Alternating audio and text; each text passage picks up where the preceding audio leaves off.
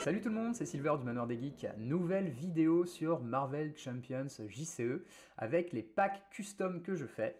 On va voir le 5e pack qui est le pack Aranya.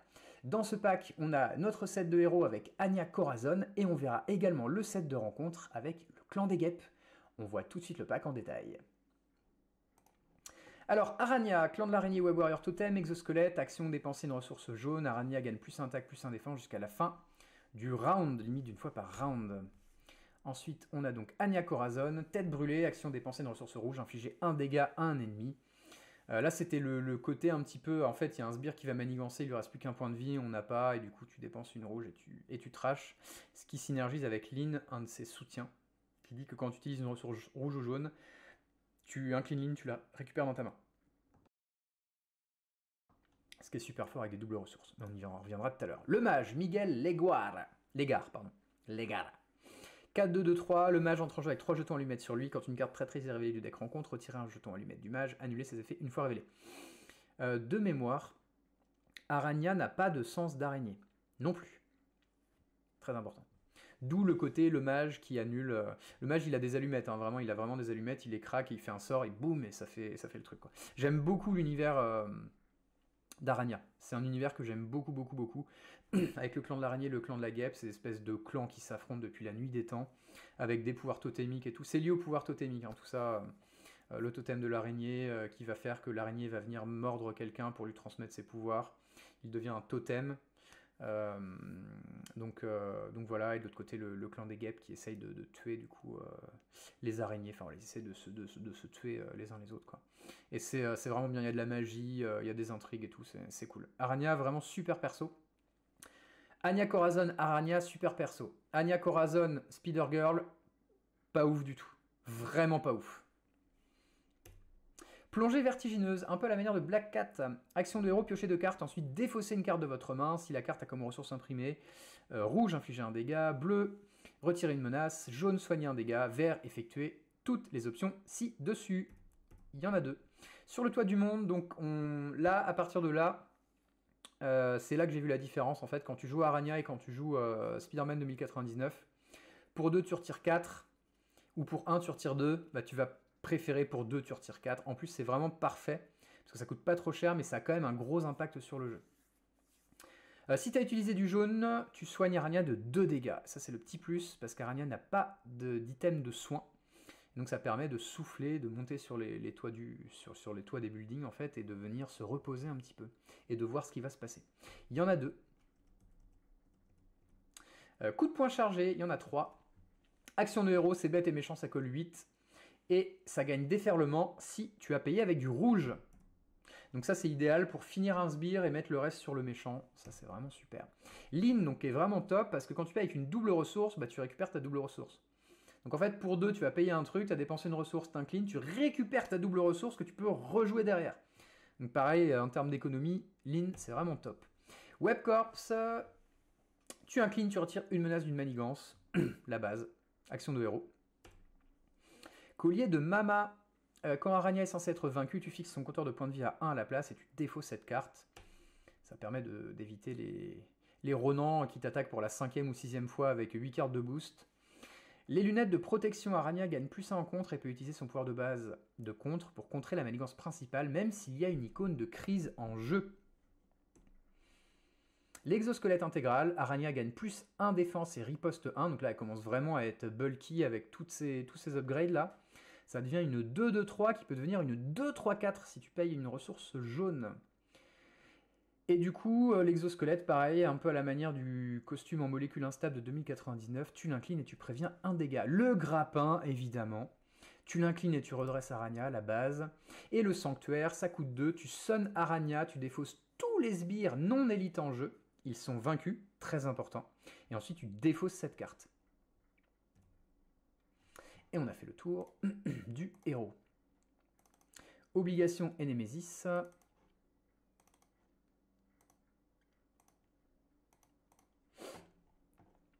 Règlement de compte, donc comme la majorité des obligations, tu inclines Aranya et tu retires règlement de compte où tu infliges 3 dégâts à ton identité. Donc même si tu es en alter ego, tu prends 3 parce que tu te bats avec un blaireau de ta classe. Ça, c'était Elle est tellement... enfin, vraiment, le perso, moi, je l'adore. Elle a je vais pas dire un caractère, parce qu'elle a pas vraiment un caractère, mais en fait, elle se laisse pas faire, quoi. Et elle se laisse pas emmerder par les autres, et elle laisse pas les autres emmerder ses amis. Et franchement, c'est assez frais comme perso, j'aime beaucoup. Réponse forcée. Après qu'une carte rencontre a été attribuée à un joueur, infligez un dégât à l'identité de ce joueur. Amun, donc, qui est un cultiste sorcier égyptien. Tu cherches dans le deck rencontre, la première carte sort et tu la révèles. Et ensuite tu mélanges le deck rencontre. Et réponse forcée, après qu'il a attaqué ou manigancé, tu cherches dans le deck rencontre, la première carte sort, tu la révèles. Et tu mélanges le deck rencontre. Donc ça joue beaucoup avec les sorts. Alors Amun, il a le sort Rewi qui est un sort de super vitesse. T'attaches cette carte au sbire mystique avec le plus de points de vie imprimés si possible. Sinon tu attaches cette carte au sbire avec le plus de points de vie imprimés. Tu choisis en cas d'égalité. Lorsque le sbire attaché s'active, il s'active 2 fois. Ça, c'est terrible. C'est un peu comme le planeur du bouffon. Sauf que ça, je l'avais fait avant le planeur du bouffon. Et quand j'ai vu ce que le planeur du bouffon faisait, je me suis dit, j'avais bien fait de le mettre à un sbire et pas de le mettre au méchant. Donc voilà, le boost, c'est pareil. Tu l'attaches. Un autre attachement sort. Tu l'attaches à ton identité. Lorsque ton héros s'incline pour défendre, la valeur de défense est réduite à 0. Et ensuite, tu défausses cible verrouillée. En boost, tu l'attaches. Les ancres ensorcelés, pareil en boost, tu l'attaches à ton identité. Ah non, tu l'attaches à la manigance principale, pardon. Il y a 3 jetons ancres. Après qu'un personnage a contré la manigance principale, tu retires un jeton ancre de cette carte et tu infliges un dégât à ce personnage. C'est une sorte de mini riposte de la manigance. J'aime beaucoup cette carte. Et donc tu vas prendre des dégâts. Donc typiquement, tu vas jamais vouloir y aller avec un allié, parce que l'allié prend déjà un dégât consécutif pour aller contrer, ou 2, ou 0 en fonction. Mais derrière, il se reprend des dégâts. Donc typiquement, tu vas avec les héros, quoi. Parce que les héros, tu peux les soigner plus facilement avec leur valeur de récup. Le scénario, le clan des guêpes avec notre ami Vincent, qui n'a pas de nom de famille. Cherché partout sur le net. Non, je n'ai pas cherché partout, mais j'ai un peu cherché quand même sur le net. Et ce gars n'a pas de nom de famille. Voilà, Vincent, c'est celui qui dirige le clan des guêpes. Point. Ok. Après qu'un joueur a résolu une carte rencontre sort, ce joueur subit un dégât. Bon, voilà, il n'y a pas trop à entortiller. Le Vincent 2, c'est un 2-2 avec 16 points de vie. Après qu'une manigance annexe a été révélée du deck rencontre, placez 2 menaces sur la manigance principale. Et donc pareil, après qu'un joueur a résolu une carte sort, il subit 2 dégâts. Et après qu'une manigance annexe a été révélée, tu places 2 menaces sur la manigance principale. C'est assez... J'aime beaucoup ce deck rencontre parce que c'est pas le méchant qui fait peur en fait. Pas le méchant qui va être hyper fort et qui va venir te péter les dents ou mettre de la menace. En fait, c'est tous les petits trucs à côté. Ah, il y a un sort qui est là, du coup, ça te fait ça, ton identité. Du coup, attends, il y a une carte sort, donc tu prends des dégâts.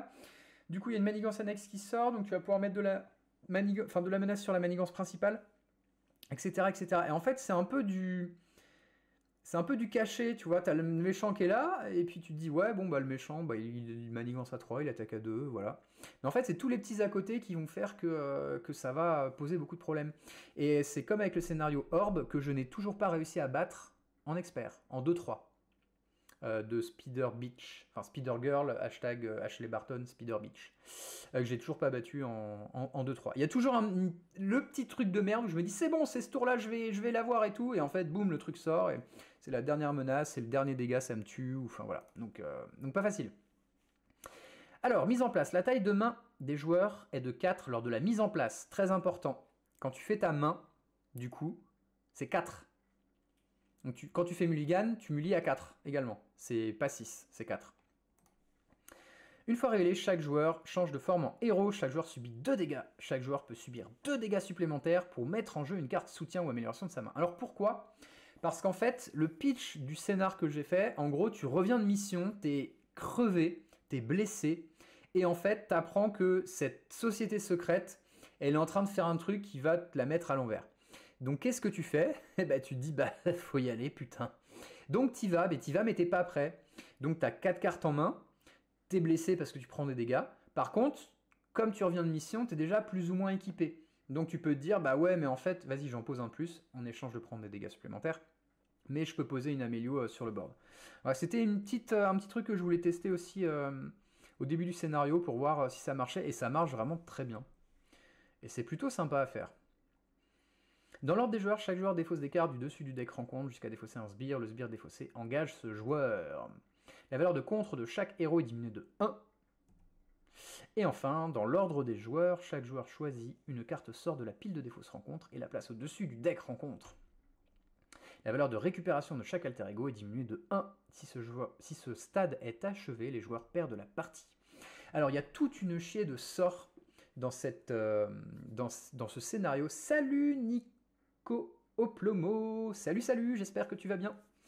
On était en train de voir les derniers packs custom du Spider-Verse de Marvel Champions.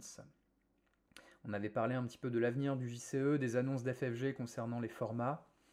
Et puis, j'avais parlé un peu de comment je crée les cartes, etc. Donc, si tu as loupé le début, la vidéo sera sur la chaîne Le Manoir des Geeks sur YouTube. N'hésitez pas à y faire un tour. Abonnez-vous, mettez des petits pouces, lâchez des commentaires. Ça me fera super plaisir et ça me soutiendra.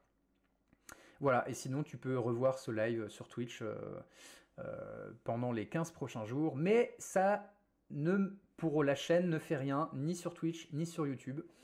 Donc voilà, je vais essayer de la faire rapidement. Ce sera peut-être une vidéo qui sera découpée. Je vais peut-être la couper, parce que là, ça fait déjà 3h15. Mais il y aura peut-être des parties, je ferai peut-être plusieurs vidéos. Enfin voilà, je ne sais pas encore, mais ça sera fait d'ici une semaine ou deux. Voilà. Et là, on était sur le scénario du Clan des Guêpes, donc 5e pack custom.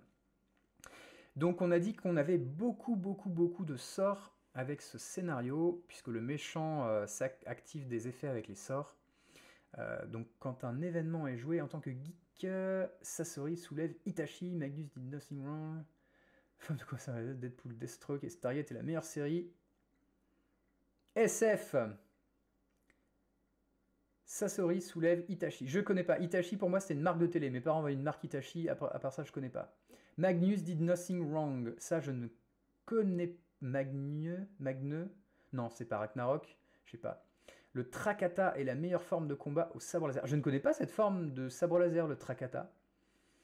Le Shisho, le Soretsu, le Chien, le Juyo, qui était appelé le Vapad à l'époque. Je ne connais pas. Deadpool, Super Deathstroke, Stargate, la meilleure série de SF. J'avoue, j'adore Stargate. Stargate S-Géant, c'était quelque chose.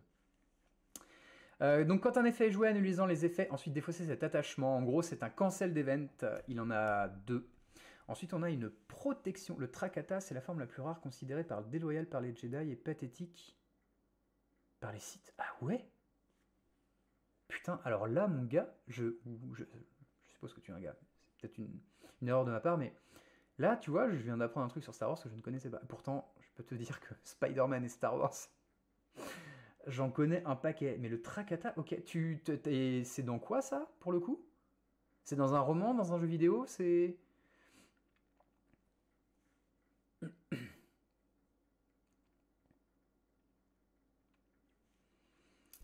Donc du coup, protection, attacher cette carte à la manigance principale quand de la menace est censée être retirée, retirer une menace de moins, ensuite placer un dégât sur cet attachement, défausser cet attachement s'il a au moins 3 dégâts, donc ça va ralentir le contre,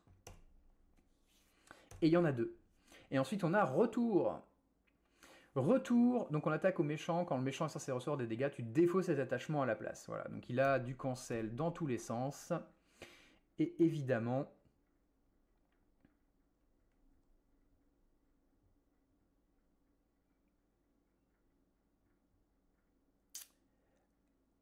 Alors, régie d'Internet, sur Internet, les hommes sont des hommes, les femmes sont des hommes, les petites filles sont des agents du FBI, l'apparition la plus célèbre du Trakata, c'est dans la série The Acolyte, utilisée par Kimia. Ok, d'accord.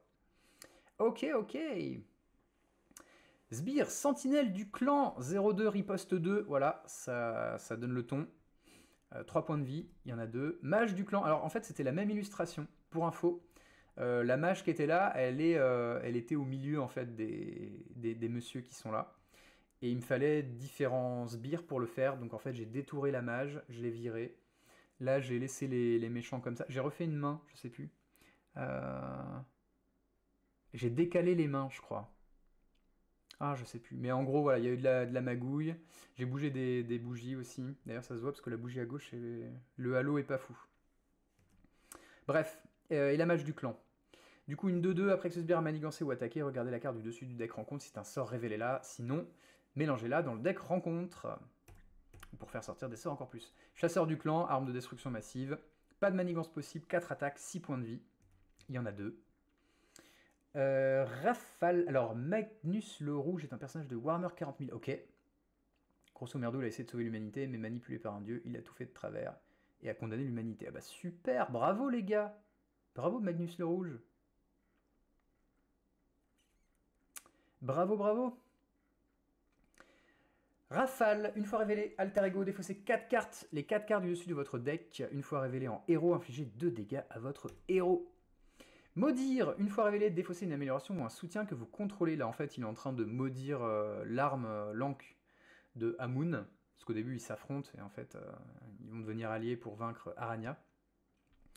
Et en fait, il lui maudit sa main et il peut plus rien faire avec. Ça ne sert plus à rien.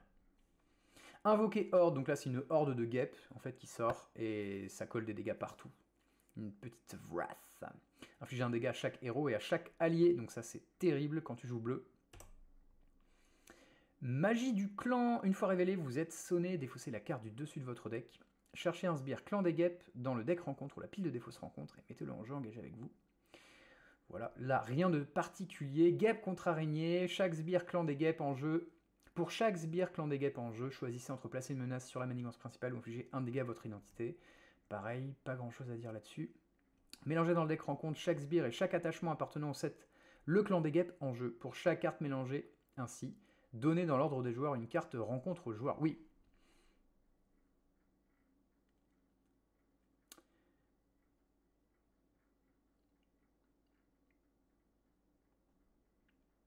Donc il y a 4 cartes en jeu, tu les remélanges dans le deck, tu donnes 4 cartes aux joueurs dans l'ordre des joueurs. Donc joueur 1 il en prend une, joueur 2, joueur 3 et joueur 4. Si tu es tout seul et que tu rentres 3 cartes, bah tu prends 3 cartes rencontres. Donc autant dire qu'il faut nettoyer le board.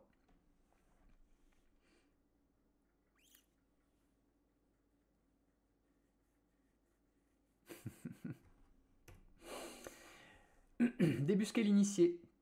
Une fois révélé, chaque héros change de forme en alter ego.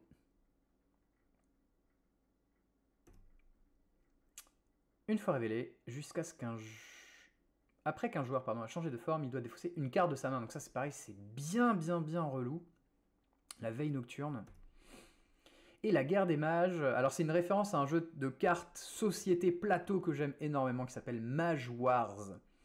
Qui est un jeu dans lequel en fait tu vas avoir un classeur de cartes, qu'on appelle un binder, avec toutes tes cartes accessibles dès le début du jeu. T'as pas de mana, t'as pas de truc.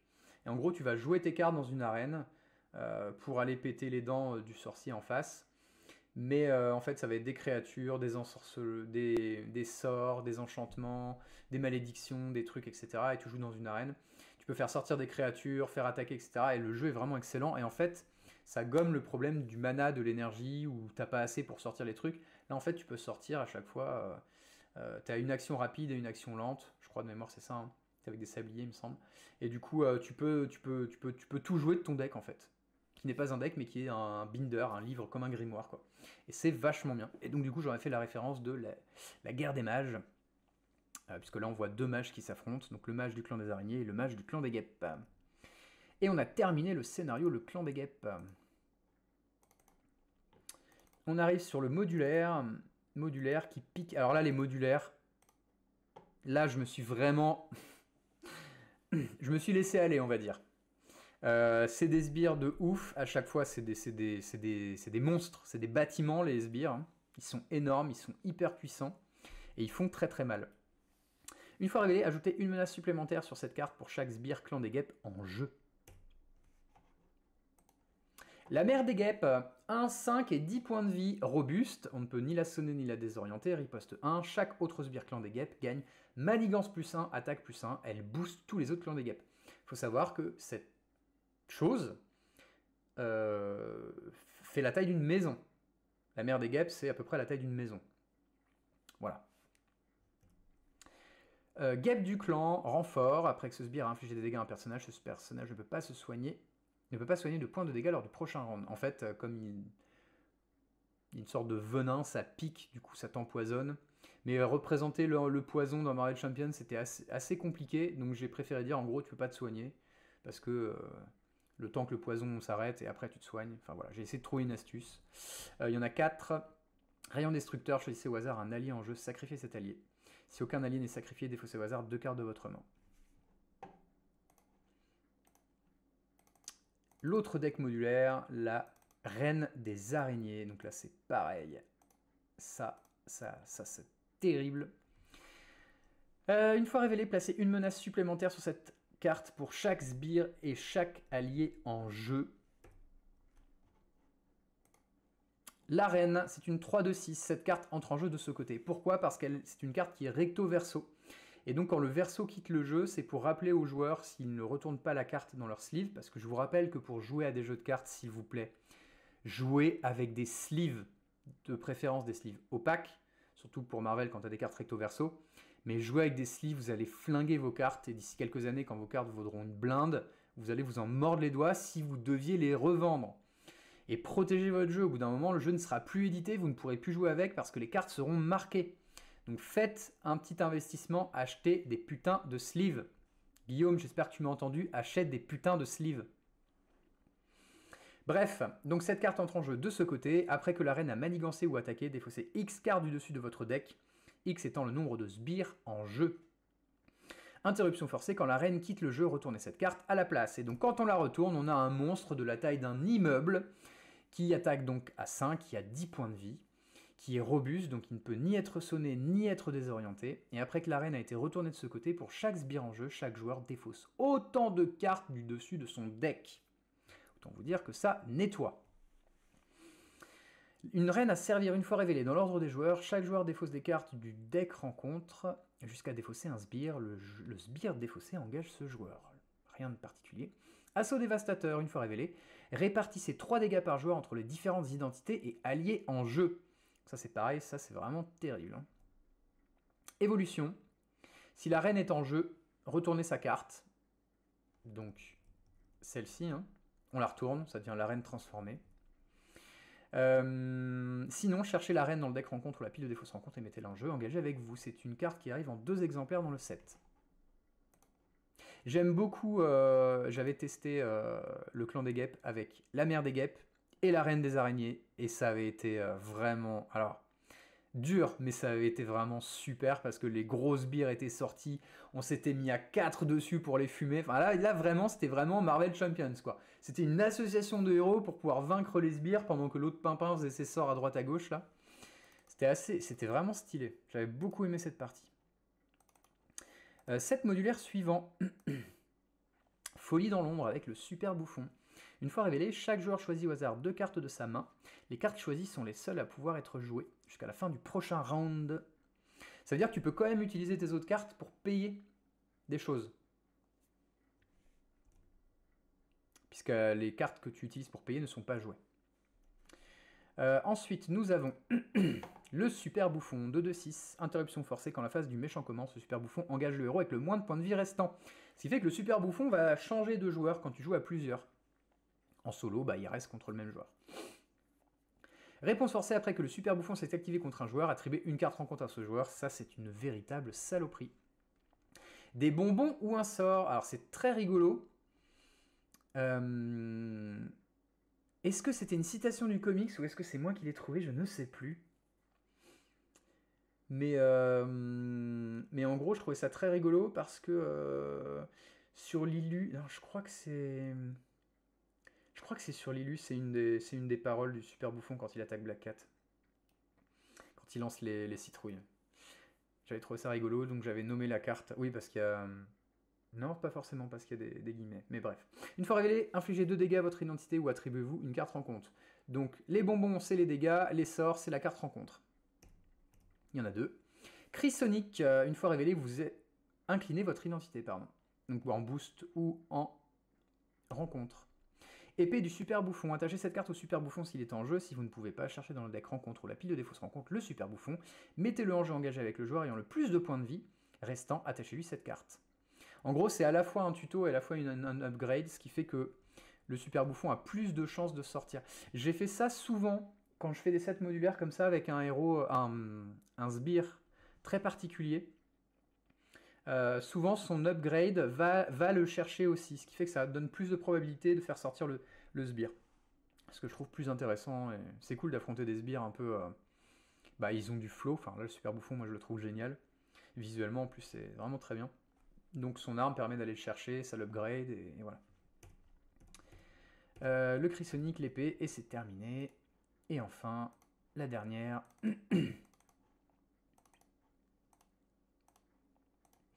Lignée de chasseurs, une fois révélée, cherchez dans la deck rencontre ou la pile de défausse rencontre la proie et attachez-la à votre identité. Si vous ne pouvez pas, infliger 2 dégâts à votre identité, mélangez le deck rencontre. Alors là, il aurait fallu que je fasse 4 fois la proie dans le set, sauf qu'il me restait 5 emplacements de cartes, et donc c'était pas possible. Donc d'où le si vous ne pouvez pas infliger 2 dégâts à votre identité. Anastasia Kravinov, complètement détourée, avec un arrière qui correspond bien au personnage, mais le style est complètement différent. Parce que pas d'image convenable d'Ania Kravinov, donc chiant. Et puis pour trouver un truc de jungle, j'avais galéré. Donc là c'était vraiment... là je m'étais arraché les cheveux sur cette carte. Une 1 de 6 perçant parce qu'elle a des couteaux. Lorsqu'un héros défend contre Anastasia Kravinov, sa valeur de défense est de 0. Poison, couteau, tout ça, enfin c'était pour ce côté-là. Après qu'un allié a défendu contre Anastasia Kravinov, défausser cet allié, poison, couteau, tout ça. Voilà. Sacrifice rituel, péril, défausser un allié en jeu, ensuite placer autant de menaces sur la manigance principale que le nombre de points de vie imprimés de l'allié défaussé. Sacrifice rituel. Et donc la proie, et il y en a 2, attachez cette carte à votre identité, après avoir révélé un sbire, ce sbire attaque l'identité attachée. Donc si toi tu as un upgrade avec la proie et qu'il y a un sbire qui sort, il t'attaque. S'il y a 2 joueurs sur le board qui ont la proie, le sbire attaque les 2 joueurs.